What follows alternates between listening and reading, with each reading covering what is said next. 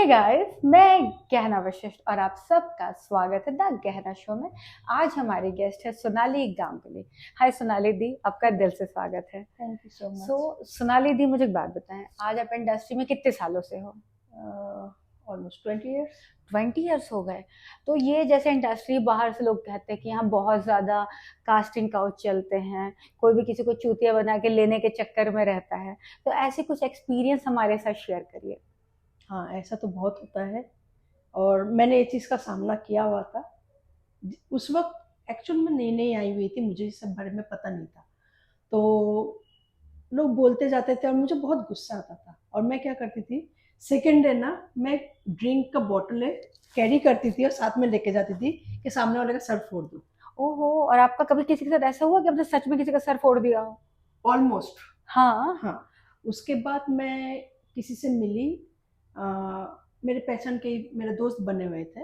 उन्होंने फिर मुझे समझाया कि जे ऐसा नहीं करने का, सबको यही बोलने का, मैं आपके साथ में हूँ, मैं आपके साथ में हूँ, और काम करते जाने का। ओके, तो कभी ऐसा हुआ कि आपने ये बोला और आपको काम मिल भी गया हो, ऐसा बोलने से कभी काम हुआ है? नहीं, ये झूठ बात है। है ना? हाँ। यहाँ आधे से ज्यादा लोग नीच हैं। और 100%। 100% ना। तो मुझे एक बात बताएं, कभी जैसे ये लोग किस तरीके के बहाने देते हैं, किस तरीके से लोग बेवकूफ बनाने की कोशिश करते हैं? मेरे साथ में तो ऐसा भी हुआ है। ये 2002-2004 की बात करती हूँ मैं। उस दौरान मैंने 15 से 20 मूवी साइन किया और आज भी मेरे पास लेटर्स है। ओ ठीक है। बाप रे! और उन्होंने मुझसे साइन कराने के बाद मुझे बोला, मैंने जब ये सीख गई थी कि जब मैं आपके साथ में हूँ, वो बोलने के बाद काम तो मिलना दूर की बात है। उसके बाद मुझे नई तरीके से उन्होंने वो चीज़ करने लगा कि आपको वहाँ जाना पड़ेगा। सम स्टारकास्ट बड़े उस जमाने के थे, जिन लोगों के साथ में जाके मुझे वहाँ रिलेशन करना पड़ेगा, एंड अगर वो हैप्पी हुए तो मैं उस मूवी में काम कर सकती हूँ, वरना ऑन द स्पॉट मेरा पैकअप हो जाएगा और वहाँ पे कोई और आर्टिस्ट चले तो जाएंगे। बेसिकली ये है कि आपको उस बड़े एक्टर के साथ सोना है, और हम्म। सोने के बाद जैसे बाकी जगह रेटिंग होती है, वो रेटिंग देंगे। हाँ हाँ, वो अच्छी थी, 5.5, 6.5 ऐसे रेटिंग देंगे, और रेटिंग के बिहाफ पे पे से आपको काम मिलेगा। काम मिलेगा। तो मैंने वो सब काम सच में मैंने नहीं किया। फिर उस ठीक है। मैंने बीच में फिर मैंने 2006 तक मैंने काम करना ही बंद कर दिया था। देन 2006 में मैंने एंट्री मारी जो, फिर मैं टाइम्स ऑफ इंडिया के लिए जो मैंने अपना मॉडलिंग की थी, और फिर मिसेस इंडिया के लिए मैं गई। वाह! तो उस वक्त फिर मैंने देखा कि नहीं, अब तो गेम कुछ और ही है। फिर मुझे समझ में आया। लेकिन उस टाइम पे कास्टिंग काउच वाले लोग क्या करते थे क्या? कि उन लोग आपके साथ में सोएंगे, ओ देन देयर भाई! Supplies to others. नहीं, फिर आपको काम देंगे, भले महीने में 4-5 दिन दे, पर पैसे अच्छे मिलेंगे। इस दौरान ये चीज नए तरीके से मतलब चालू हो बहन गया जो था। कास्टिंग वाला भी सोएगा, हाँ। जिनकी कोई औकात नहीं है, हाँ। वो बोल रहे हैं हीरोइन को, हाँ। आर्टिस्ट को कि तुम आके सो हाँ। जाओ। हाँ। और ऐसा करके कभी आपको लगा कि जो कोई सोया हो उसको काम मिला हो? कभी कुछ आपने ऐसा देखा? बहुत लोगों को देखा। हाँ, होता था क्या? होता था, ओ सच माय! में होता था। भाई मतलब बड़ा दम है कास्टिंग वालों में, मतलब। और आज भी उन लोग, मतलब शायद हम कम पेमेंट लेते हैं, लेकिन उस जमाने में जिन लोगों ने सोए हुए हैं, उन लोग आज भी वही सर्कल में अच्छा काम कर रहे हैं, मतलब ज्यादा पैसे में काम कर रहे हैं। हाँ, क्योंकि वो लोग वो टाइम पे सो गए ना, तो इतना सो सो के पीएचडी हो गई। एक के साथ सोए, दो के साथ, ऐसे बारात लगा दी होगी फिर और तो। नहीं, उसके बाद उनको क्लाइंट भी वैसा मिला जाता, भेजा जाता था उस तरीके से। अच्छा, तो बेसिकली अगर वो हीरोइन बन गए तो उनका रेट बढ़ गया? नहीं, हीरोइन भी नहीं बना तो भी, कि तो फिर क्या? कैरेक्टर में भी बना तो भी। अरे हाँ, वो दिखाने के लिए हो गया ना कि देखो ये सीरियल कर रही है, तो सीरियल वाली तो पैसा ज्यादा मिलेगा। तो शिट। और फिर इस मतलब इस दौरान आप किसी का नाम लेने में कंफर्टेबल है कि कोई दीदी ने भर भर के दी हो, दीदी दे दी बन गई है, तो उसके बाद उन्हें काम नहीं मिला है? नहीं, नाम नहीं लेना चाहूंगी, ठीक है। क्योंकि मेरा आज भी उनके साथ में तो मिलना जुलना हो ही जाता है। आप देखना मत ये शो, हाँ, जो आप देखने वाले हैं, कहीं उनको पता न चल जाए उसके बारे में बातें कर रहे हो। देखेंगे तो अच्छी बात है, पता तो चले कि जो हम आज भी बिना कुछ किए जहां तक पहुंचे, भगवान का आशीर्वाद से अच्छे से पहुंच गए। वाह यार, सही बात है। तो एक बात बताओ दी, जैसे जब आप मिसेस इंडिया कर रहे थे, तो क्या मिसेस इंडिया में भी एक्सप्लॉयटेशन था? वहां भी ये दिखता था कि इसकी ले रहा है, उसकी ले रहा है, ऐसा होता था? नहीं, उस दौरान मुझे इसलिए नहीं दिखा क्योंकि मैं ग्लैट्रिक्स के लिए गई हुई थी, हाँ। और मैं थर्ड डे के थर्ड राउंड में मैं आउट हो गई थी, तो मुझे अच्छा। आगे तक गई नहीं। तो आगे का एक्सपीरियंस रहा नहीं। अच्छा, तो पहले ही बाहर हो गई, फिल्टर पहले ही आ गई, जो फिल्टर से मेन लोग तो गेम पहले निकल गई। ओहो शिट आगे यार। जाती तो कुछ सीखने मिलता, समझने मिलता। हाँ करेक्ट। और ग्लैड्रेक्स में गाइस भी होते हैं ना, लड़के भी होते हैं ना, तो क्या लड़कों से पूछा जाता है कि तुम्हारे डिक का साइज मैं कितना है हमारा कपड़ों उस का? टाइम पे मैं मिसेस के लिए गई थी तो मुझे उस चीज का अच्छा। आइडिया नहीं था। ओके। लेकिन उस टाइम पे मैंने एक चीज देखा, हाइट मेरा भी उतना ही था। हाँ मैं जो जीती थी हाँ। वो मुझसे यंग थी, एंड मे बी उसकी बच्ची 4 मंथ की थी दैट टाइम ऑलमोस्ट।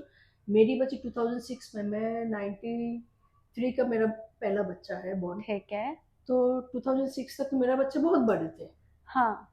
तो वो 4 महीने की बच्ची, वो यूके से आई हुई थी इसलिए वो जीत गई, लंदन से, ओके। यूनाइटेड किंगडम की तो थी क्या जो जीती लॉजिक हुई है थी। इसमें कि यूके से आई इसलिए जीत गई, इंडिया की होती तो शायद मे नहीं बी जीत। She spend the money and all that thing, अच्छा हो सकता ओके। है। और और यार she is the more educated, okay. थोड़ा शायद दिमाग भी ज्यादा था होएगा। और क्या पता कुछ और स्पेंड किया हो तो।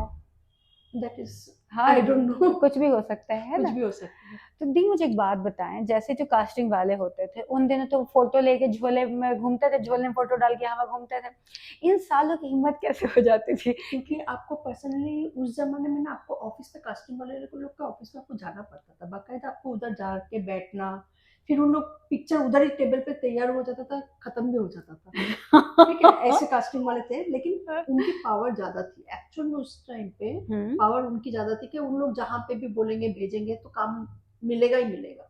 अच्छा, पहले ऑडिशन से ज्यादा रिकमेंडेशन मैटर रिकमेंडेशन करती थी ज्यादा ना। मैटर करता था कि कौन आपको भेज रहा है।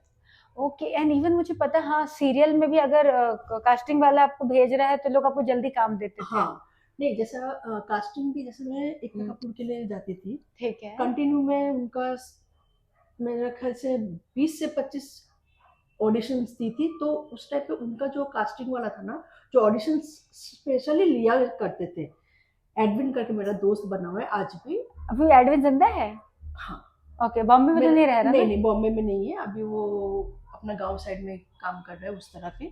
लेकिन वो बॉम्बे कभी कभी आता है तो मेरे से बातचीत होता है, ऐसे भी बातचीत कर लेते हैं हम लोग। एडविन ने मेरा पासपोर्ट रख लिया था, आपको बताया था ना मैंने?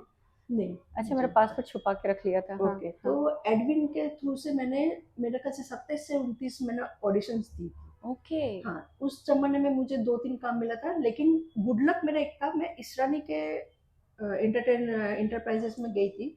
वहां से मेरा, वो एजेंसी से मेरा काम हो गया था, जो 9X के शो मेरा मिला हुआ था। और करेक्ट। उस जमाने में मतलब एकता कपूर का वो नया लॉन्च हुआ था चैनल्स।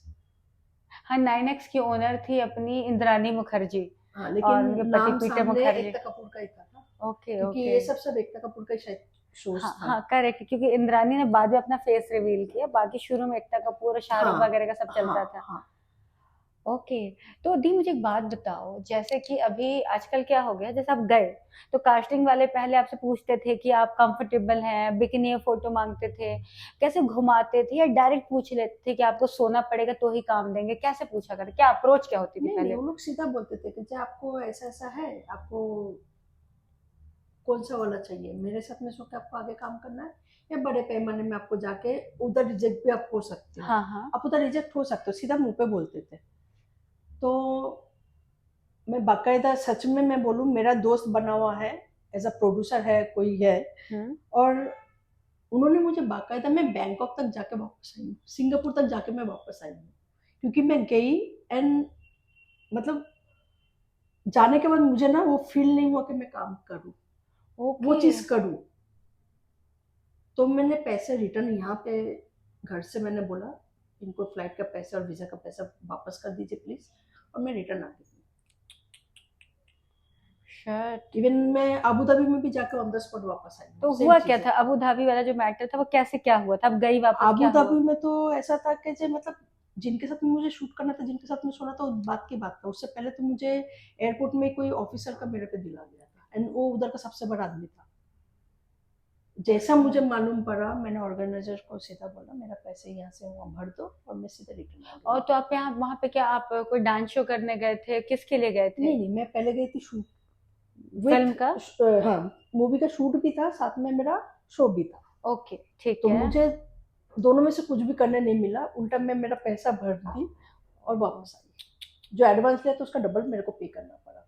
मैंने 45,000 एडवांस लिया था, लेकिन मैंने 120 पे करके मैं रिटर्न आ गई ऑन द स्पॉट, रातों रात, क्योंकि वो आदमी से बचना मुश्किल था। ओ बाप रे। वो चीज़ मैंने 98 की बात है।